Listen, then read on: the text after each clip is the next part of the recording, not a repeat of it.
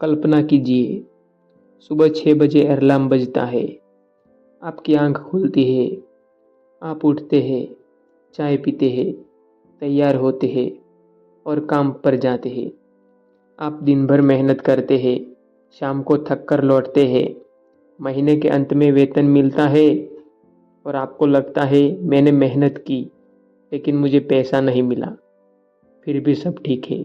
लेकिन क्या सच में सब ठीक है, या यह सिर्फ एक साधारण लेन देन है, या इसके पीछे एक विशाल अदृश्य व्यवस्था काम कर रही है। एक ऐसी व्यवस्था जो आपको स्वतंत्र भी महसूस कराती है और अदृश्य रूप से नियंत्रित भी करती है। इसी व्यवस्था को समझने के लिए एक व्यक्ति ने अपना पूरा जीवन समर्पित कर दिया और उस व्यक्ति का नाम था कार्ल मार्क्स। और उसने जो किताब लिखी वह सिर्फ अर्थशास्त्र नहीं थी, वह एक शल्य चिकित्सा सर्जिकल एनालिसिस थी, पूंजीवादी थी। और उस किताब का नाम था दास कैपिटल। 19वीं सदी का यूरोप। इंग्लैंड में विशाल फैक्ट्रियाँ, कोयले की धुंध, मशीनों की आवाज़, गांव से शहरों की ओर पलायन। लेकिन विकास के साथ आया अत्यधिक घंटे का काम, महिलाओं और बच्चों का शोषण, बेहद कम वेतन, झुग्गियाँ और बीमारी। मार्क्स ने लंदन की लाइब्रेरी में बैठकर वर्षों तक सरकारी रिपोर्ट पढ़ी। उन्होंने सिर्फ सिद्धांत नहीं लिखा, उन्होंने तथ्य पढ़े, डेटा पढ़ा और मजदूरों की हालत पढ़ी। और उनका एक ही प्रश्न था, अगर उत्पादन बढ़ रहा है तो इंसान गरीब क्यों हो रहा है। कार्ल मार्क्स कहते हैं, अगर पूंजीवाद को समझना है तो उसकी सबसे छोटी इकाई को समझो, और वह इकाई है कमोडिटी, यानी कि वस्तु। हर चीज़ वस्तु बन चुकी है, यहाँ तक कि आपका समय, आपका कौशल, आपकी रचनात्मकता, आपकी भावनाएं, ये सब कुछ बाजार में बिक सकता है। यूज़ वैल्यू और एक्सचेंज वैल्यू की अब हम बात करेंगे।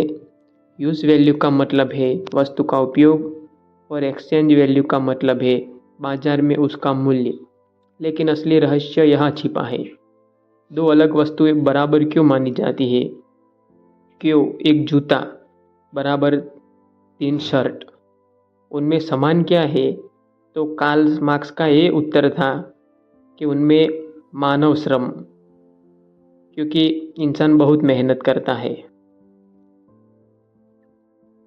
जब एक मजदूर जूता बनाता है, वह अपनी रचनात्मकता, समय और उसकी सारी ऊर्जा उसमें ही देता है।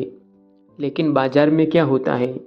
जूता केवल वस्तु बन जाता है और जिस मजदूर ने उस जूते को बनाया वो मजदूर गायब हो जाता है। तो जो वो मजदूर का श्रम था, एब्स्ट्रैक्ट लेबर, वो सिर्फ ऐसे ही बन जाता है। उसकी इंडिविजुअलिटी मिट जाती है।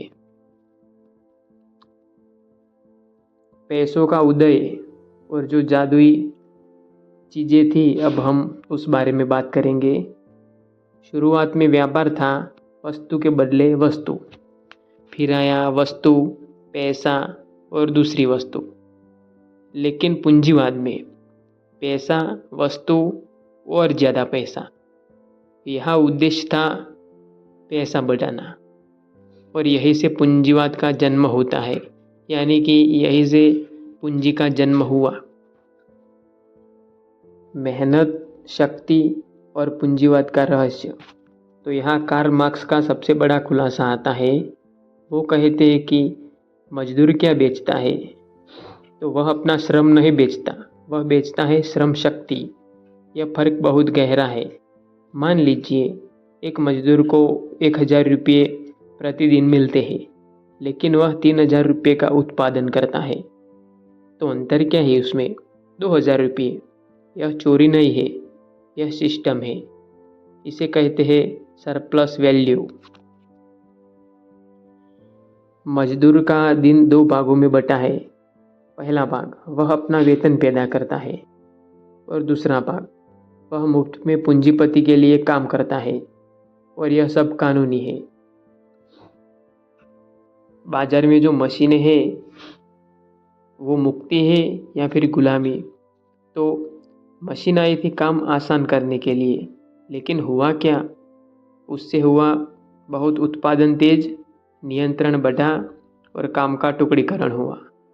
तो मजदूर अब पूरा उत्पादन नहीं बनाता, वह केवल एक छोटा हिस्सा करता है। जो मजदूर की रचनात्मकता है वो बिल्कुल यहाँ खत्म हो चुकी है। मजदूर अलग हो जाता है यहाँ पर अपने उत्पादन से, काम की प्रक्रिया से, अपनी मानव प्रकृति से और दूसरों से। वह मशीन का हिस्सा बन जाता है और पूंजीपति मुनाफा कमाता है, उस मुनाफे को निवेश करता है और मशीनें खरीदता है। और यहाँ पर छोटे जो व्यापारी होते हैं वो सब खत्म हो जाते हैं और धन कुछ हाथों में केंद्रित होता है। यानी कि अलग अलग में पैसा जो होता है वो बढ़ जाता है। जैसे जैसे मशीन बढ़ती है वैसे वैसे मुनाफे की दर गिरती है। क्यों? क्योंकि मशीन नया मूल्य पैदा नहीं करती, सिर्फ श्रम करता है। यहाँ पर इंसान जो होता है, मजदूर, वो सबसे ज़्यादा श्रम करता है। यहाँ पर एक चीज़ बहुत ज़्यादा होती है, ओवर प्रोडक्शन और संकट। उत्पादन बहुत ज़्यादा हुआ जिससे मजदूर गरीब हुआ, वह खरीद नहीं सकता। अब सारे गोदाम भर जाते हैं, बाज़ारों में मंदी आती है। तो इससे कार्ल मार्क्स कहते हैं कि संकट पूंजीवाद की दुर्घटना नहीं है, वह उसकी प्रकृति है।